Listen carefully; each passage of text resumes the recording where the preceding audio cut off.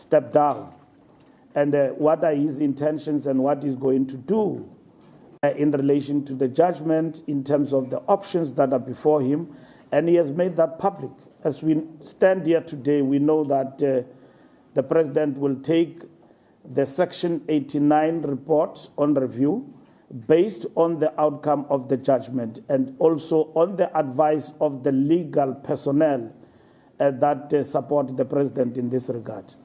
Do you feel that the daggers are out for the President to resign? There are no daggers out for the President to resign. There are opportunistic elements in this regard in our society who have jumped into the calls that the President... And, that is not something new.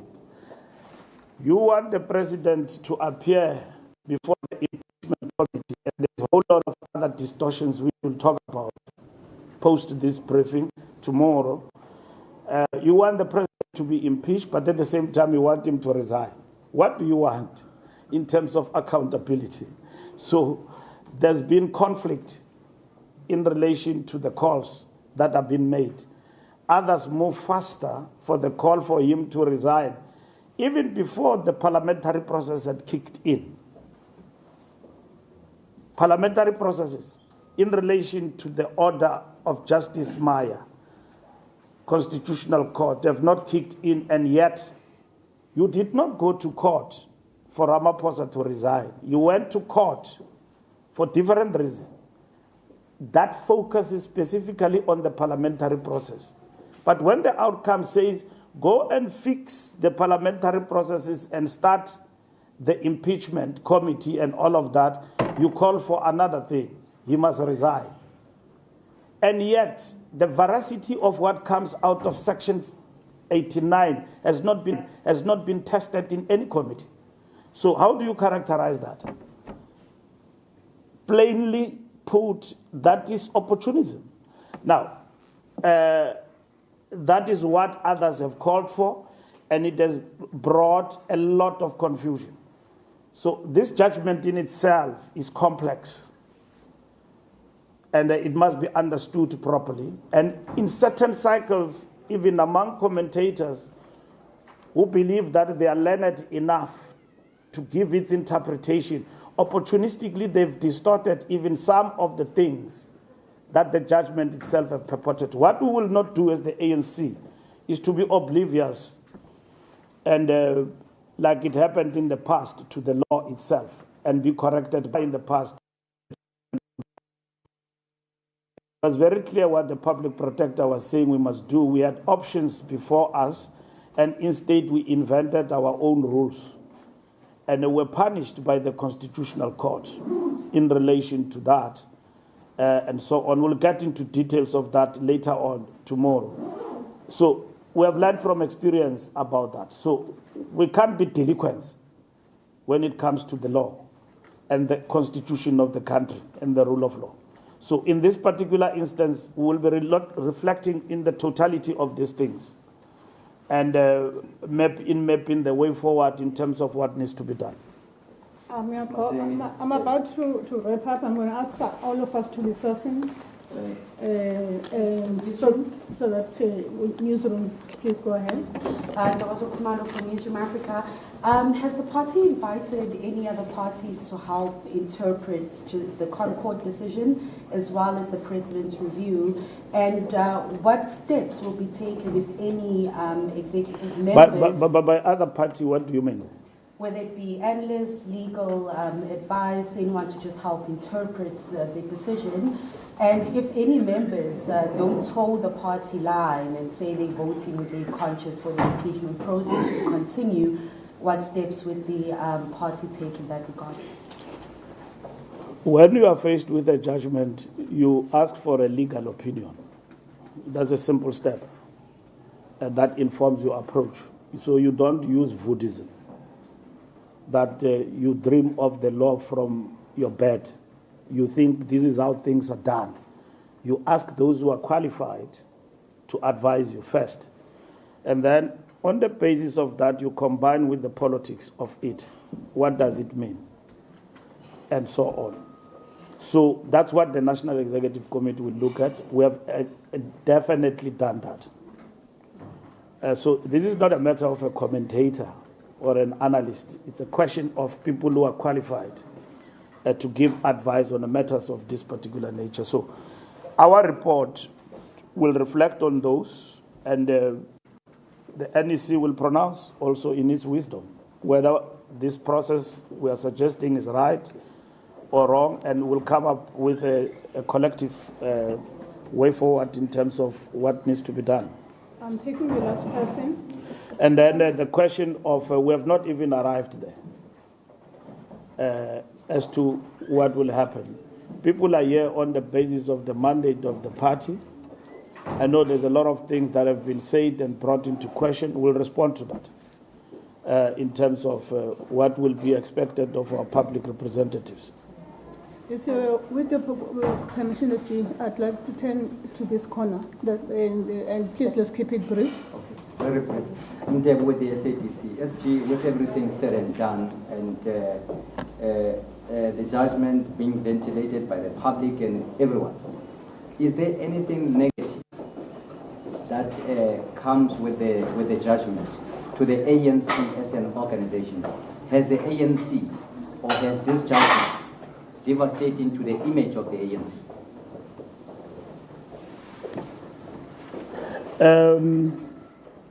The question of the image of the ANC in relation to the judgment will be interrogated by this meeting we're going to.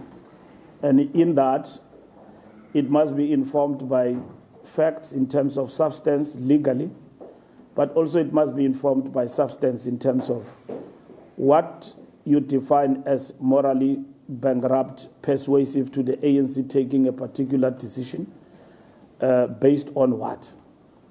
Because at the present moment, we've got the Section 89 report that has been concluded and talked about prima facie and is under dispute. And how do you then bring a moral judgment on something that even before we took a decision then, a number of things have happened to date. And we speak like as if nothing has happened. A lot has happened in relation to this Section 89 report. It has been subjected to a number of processes which in their interrogation have not come up with anything that you may suppose say in terms of images affected the credibility of an individual and at the same time making that individual a liability. Nothing to date. All what has happened in terms of this court judgment is that it looked at the parliamentary processes and pronounced on that. So that's what we are here about. The judgment did not say an individual involved, being the president of this republic, is involved in this and that and that and that. It does not say that. Mr. Mbalula, Carol Patton from News 24. Do you feel that the president has been frank with the ANC about what actually happened with Phala, where the money came from? We are not even there to discuss where the money came from, and we know now that, as we speak, that matter has been ventilated not only in the ANC, under oath in different institutions of the state, which is bigger than us. And in that particular regard, it has been tested and it has been proven also. And the president has given an account about that. So up to this far, there is nothing that have said that where the money comes from is under dispute and the president has been found to be in the wrong or to be lying. And if any of those things that I've mentioned, just lying, in the wrong, could have been tested and proven, we'll be talking a different case today. The point here is to judge and prosecute somebody when nothing has actually been tested in a competent court of law. And of course, we agree with you about the jurisprudence of our country in terms of the supreme law of our country, the Constitution, that we need to subject ourselves to that, including the president, whom have actually taken an oath. In this particular regard, there is nothing that has come up that seeks to suggest otherwise, such that we could be debating. SG Dennis Dalport from Netwerk 24. Parliament established that impeachment committee today. It seems like the ANC's got 9 members out of 31 members. Now that accounts to 30% of representation in that committee. Now if you look at the previous elections, the ANC got about 40%, which accounts to 12 members in that committee. Are you happy with the 9 members, or will you ask Parliament why you only got 9? We will get the report from our Chief Whip, and therefore we will take a decision about that today in the meeting. Chief Whip will give us the report. Chief Whip did brief us, and they did also get a mandate to go ahead, work with other political parties within the prescripts of the review, and not the review, but of the processes that need to be followed in terms of Section 129 something in Parliament to get the processes started in Parliament. We will get the report here today about that process. Just lastly, when it comes to the point of a vote... Colleagues, you will have ample opportunity... This is the last page. Can we finish? Yeah, that the meeting is awaiting the SG. When it comes to the vote for impeachment, and it comes to the point where you will have to negotiate with your GNU partners, are you open to that? We have not even reached that stage. It depends on what we will say and what the NEC mandate us to say or to do. And then we talk with GNU members all the time. May it be the issue of VAT. We are not a majority here. We are not a majority. We know that if somebody comes with a motion of no confidence, you need 50% plus 1. And then when you want to remove the president, you need 2/3 majority. Nobody will remove the president here without us if they come even with impeachment. So they put it as though it's something easy. And therefore we are blackmailed left and right and to subvert and ignore the processes that need to be followed without due process. And as though it's a given that when you put impeachment on the table on the president, they will win. It's not possible. But the ANC equally will not be cajoled or be bullied in this process. But we will talk as we do with everybody whenever the need arises to do so. So you've got full trust in the president to continue in his role? It's not like we have full trust. He's on duty now. And therefore he pronounced on that. And so the processes that the courts have directed must be followed have been followed. We'll reflect on those as we speak at the present moment.